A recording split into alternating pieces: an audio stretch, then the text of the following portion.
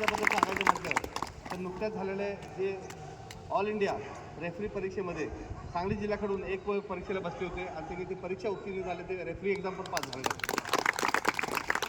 बघा, एकदा आपली झेप वरती गेली तर आणि आपण आपली आणखी झेप घेण्यासाठी आपण त्या सतत प्रयत्न करत असतो, कष्ट करत असतो.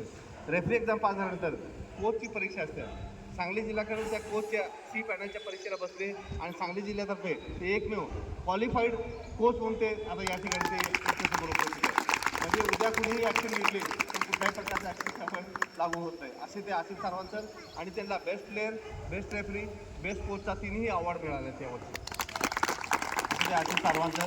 आणि त्यांना सतत या क्षेत्रामध्ये मदत करणारे, ज्यांच्यामुळं कुणालाही शक्य नाही की ह्या पदवीपर्यंत आपण जावं, तसे रियाज मुजावर सर ह्याच्या पाठीशी उभा आहे आणि त्यांची ते या ठिकाणी हे दाखवत आहेत, आपलं परफॉर्मन्स दाखवत आहे. या ठिकाणी प्रथमतः आपण जे आलेले पाहुणे यांचं स्वागत करूया. प्रथम त्यांच्याबद्दल मी सांगितले, डॉक्टर रियाज मुजावर सर हे पश्चिम महाराष्ट्राचा एकमेव हार्ट स्पेशलिस्ट आहे. आणि आपण टाळी वाजवणार मी सांगितल्यानंतर नुकताच गोव्यामध्ये झालेले आपल्याला माहिती असू दे आयर्नमॅन म्हणजे माहिती आहे ना आपल्याला, सिनियरला माहीत असेल, काही मुलांना माहीत असेल. आयर्नमॅन म्हणजे रनिंग, स्विमिंग आणि सायकलिंग हे 3 प्रकारचे इव्हेंट असतात. आणि खूप 42 किलोमीटर, 25 किलोमीटर आणि धावणे 12 किलोमीटर.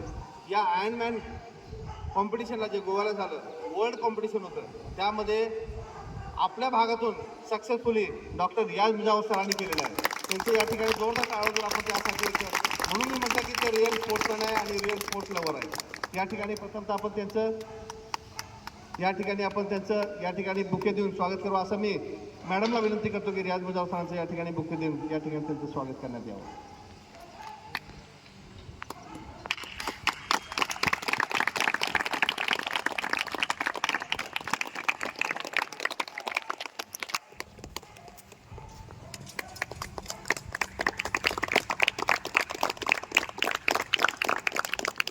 त्यानंतर आपले दुसरे पाहुणे जे स्पोर्ट्स लवर आहे आणि काय मदत करतात